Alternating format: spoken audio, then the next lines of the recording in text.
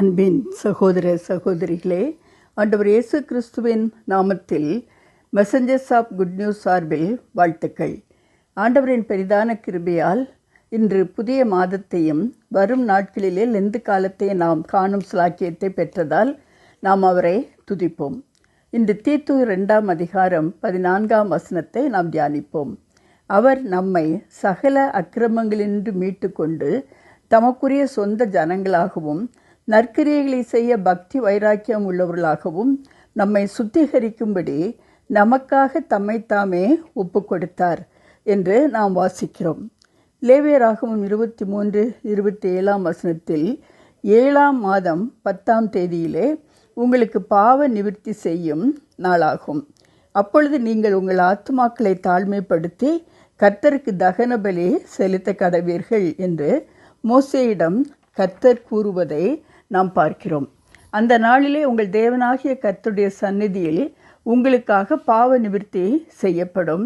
அந்த நாள் பாவ நிவாரண நாள்.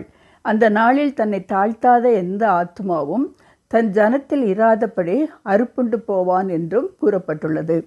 ஆனால் பிதாவாகிய தேவன் நம்மீது அன்பு கூர்ந்து தம் ஒரே பேரான குமாரனாகிய இயேசு கிறிஸ்துவை உலகத்திற்கு அனுப்பியதன் மூலம் நமக்கு பாவத்திலிருந்து விடுதலை கிடைத்தது.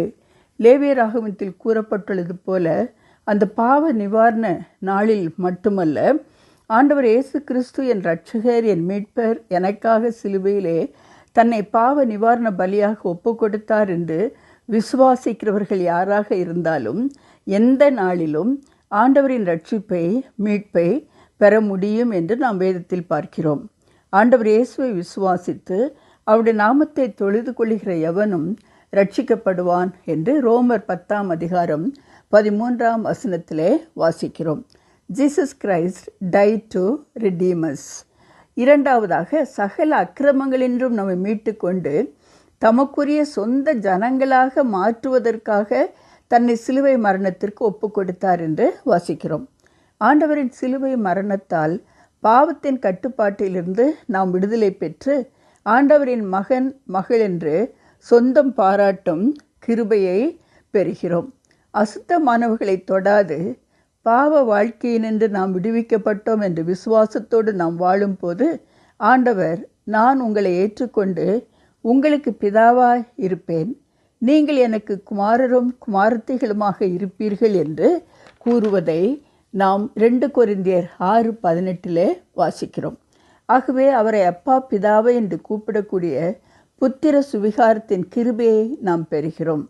Jesus died to restore us as his own children. மூன்றாவதாக, ஆண்டவர் நாம் நற்கிரியைகளை செய்ய பக்தி வைராக்கியம் உள்ளவர்களாகவும் நம்மை சுத்திகரிக்கும்படி தம்மை சிலுவை மரணத்திற்கு ஒப்பு கொடுத்தார் என்று பார்க்கிறோம். நற்கிரியைகள் செய்கிறதற்கு நாம் கிறிஸ்து இயேசுக்குள் சிருஷ்டிக்கப்பட்டு தேவனுடைய செய்கையாக இருக்கிறோம். அவைகளில் நாம் நடக்கும்படி அவர் முன்னதாகவே அவைகளை ஆயத்தம் பண்ணி இருக்கிறார் என்று எபேசியர் 2ஆம் அதிகாரம் 10ஆம் வசனத்திலே வாசிக்கிறோம்.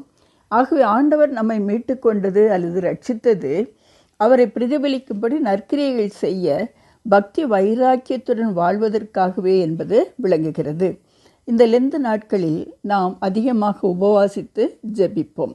ஏசாயா 58ஆம் அதிகாரம் 6 முதல் 7 வசனங்களிலே தேவையில் உள்ள மக்களுக்கு உதவி செய்வதே எனக்கு உகந்த உபவாசம் என்று கடவுள் கூறுவதை பார்க்கிறோம்.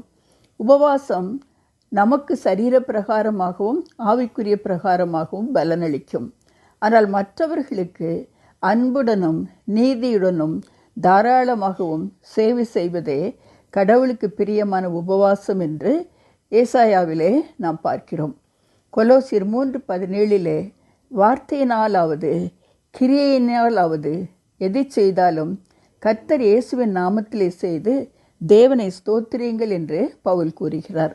ஆகவே இந்த லெந்து காலங்களிலும் நம் அன்றாட வாழ்க்கையிலும் ஆண்டவரை பிரதிபலிக்கும் நற்கிரியைகளை நாம் செய்யும்படி ஆண்டவர் விரும்புகிறார். Jesus died to make us to reflect him in our actions. ஜெபிப்போம். அன்பின் ஆண்டவரே, எங்களை உமது சொந்த பிள்ளைகளாக்கி நாங்கள் பக்தி வைராக்கியத்தோடு நற்கிரியைகள் செய்பவர்களாக வாழ எங்களை மீட்கும்படி உம்மை சிலுவை மரணத்திற்கு ஒப்பு கொடுத்ததை மறவாது உமக்கென்று நாங்கள் அர்ப்பணித்து வாழ எங்களுக்கு பலன் தாரும். ஆமேன். ஆண்டவரின் கிருபை நம்மோடு இருப்பதாக. உங்கள் அன்பு சகோதரி சாந்தி திலக்.